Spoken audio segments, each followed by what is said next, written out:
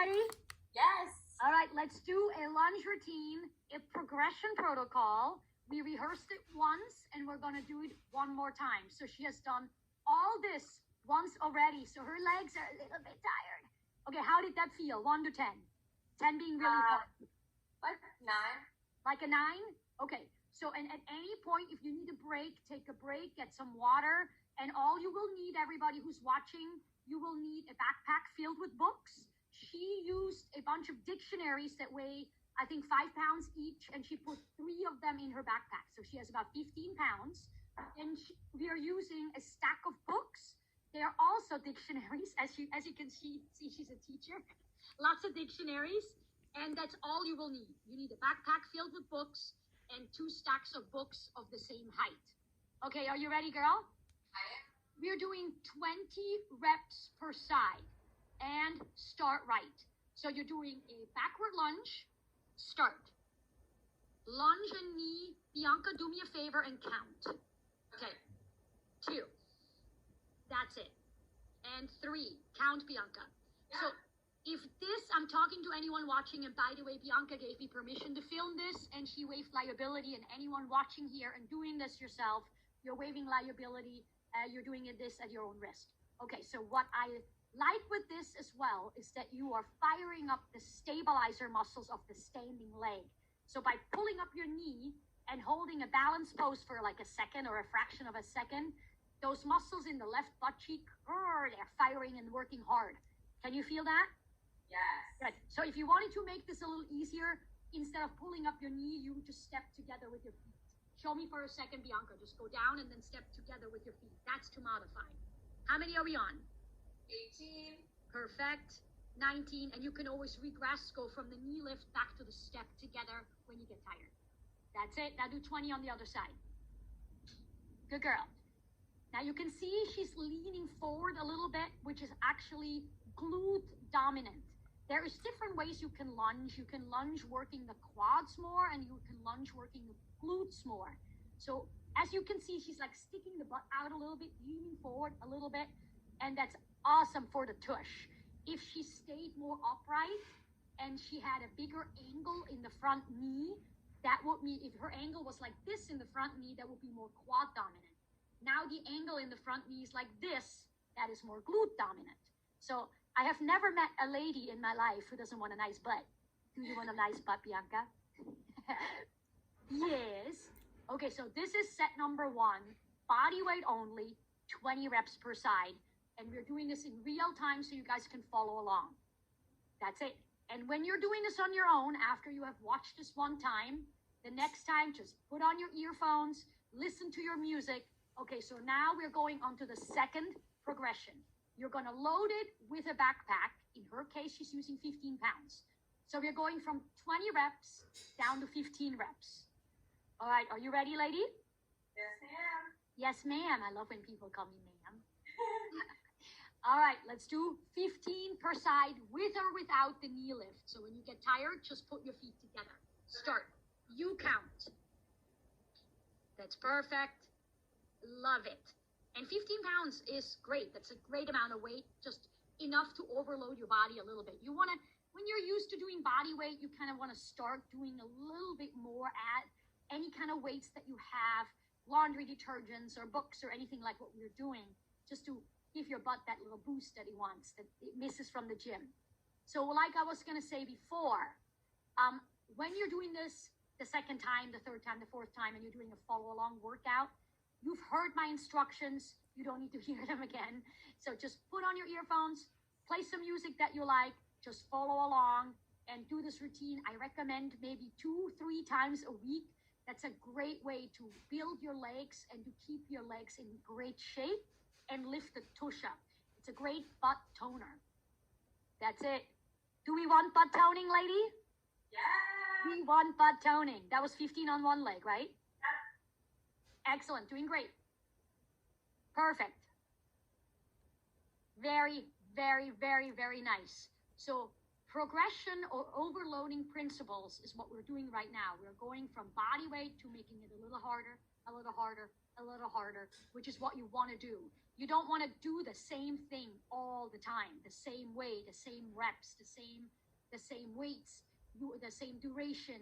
You want to change up the parameters of fitness, like again, frequency, duration, tempo. You want to change it up. That's it. So your body doesn't get used to it and you're changing. So now we are making it a little harder. We are gonna take one stack of books. That's it. And we're gonna go one stack of books.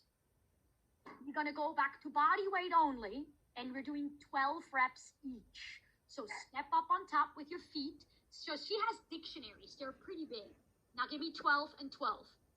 This requires a little bit of balance because her books are not huge. So as you can see, her foot just barely fits on there. So give me 1 foot, lunge down, and you either tap or knee lift. 1. Doing great. That's it. Perfect. I love it. As you can see that this requires a little balance. And Bianca, if you feel your balance needs a little work, you can always grab a chair, pull a chair next to you so you can hold yourself if you need to. If you can hold on just for balance. But this is great. And I love doing this actually without shoes. You can see that she is in her socks. When you're doing it without shoes, it's great for your ankles. It's great for your ankle mobility, great for your ankle stability, in addition for being great for your butt. As you can see right now, when she goes off a book, you're increasing the stretch of the butt muscle. So she's going into a deeper preload. That means the muscle is getting a preload. So when you're coming up, the muscle has to work a little harder. That's a progression from the last exercise. So it's because of the deeper stretch in the glute muscle. Can you feel the difference? Oh, yeah. Oh, yeah. Don't go as far back, Bianca. Make your step a little shorter. That's it. There you go. You were going a little far back. How is that? Good. I love it. I love it. I love it. Good. You're killing it, girl. You're doing such a great job. Bianca has been working out with me like 4 or 5 days a week on Zoom. Oh, I didn't realize you were that close to your windows. You don't need a chair. Where are we at? 12. Good girl. So now we're overloading this exercise again, adding the backpack. Okay, we're going to go down to 10 reps. Same books, 10 reps. And by the way, anyone here, she has 2 books right now. You could take just 1 book and build your way up to 2 books. Okay, so she is choosing a pretty high surface. You're good? Yep. All right, let's do this. 10 and 10. Hoo-ha! 1. So now your preload is even deeper. And you want to go as low as you can, almost kissing the floor with that back knee. So the front knee and the front hip are like this. So her hip ends up below the level of the front knee. If you are doing this on the ground, you can't do that. You can't do that preload principle. How does that feel? Woo, tough. Woo, tough. I like it. Excellent. You're doing so well. That was 10? That's one side. Take a little breather. So you have 1 more of 10 reps. So anyone doing this at home, like I said, I recommend you do this about 2-3 times a week. You want to work any major muscle group about 2 or 3 times a week. And in terms of how many rounds you're doing this exercise right now, start with 1. And then build your way up to like 3 to 4 rounds or whatever you have time for. But if you have the time, I think 3 rounds would be optimal of this. So now we are all quad and glute and core. And so we're going to finish this routine with a posterior chain burner. Posterior chain are the muscles in the back, like the calf, the hamstrings, the glutes, the back.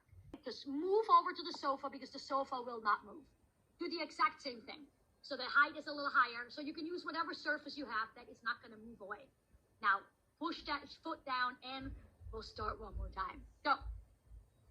There you go. Perfect. That's better. You have much more stability now. Okay, what I would love, keep going while you're listening. I would love for you to go up, pause it for a second, and slowly come down. That's it. I want the focus to be in the lowering part. That's perfect. And I want that left heel to be pressed down into the sofa. Good. Excellent. You're doing great. You are at 30 seconds. We're going to do it for 45 seconds and then pulse for 15 at end range at the end. Up, pause, down, slow. Looks great, Bianca. That looks fantastic. You are at 45 seconds now. Now stay on top and pulse. There you go. That's perfect. This is a great exercise when you have low back pain because it works your SI joint and really stabilizes your pelvis and your back. And switch legs. Doing great. And lift. 1 minute. It's a 45 seconds raise, a 15-second pulse. Perfect. I love it. Great tempo, Bianca. Nice. This is something you could totally handle doing 2-3 times a week, right? Yes, totally. This is her second round. How many rounds do you feel you'd be able to do per workout? Maybe one more. Maybe, okay, so like I said, you start with 1 round and build your way up to 3 rounds. I think 3 rounds is perfect. That's a great workout, and it will take you through like a good 30-40 minutes, which is awesome. That's a great amount to exercise. And get ready to pulse and pulse at end range. You got it. Anyone here watching, make sure you press the like button, subscribe to my channel so you always get the latest workouts that I will be posting every single week. Thank you so much for being here. I hope you're enjoying it.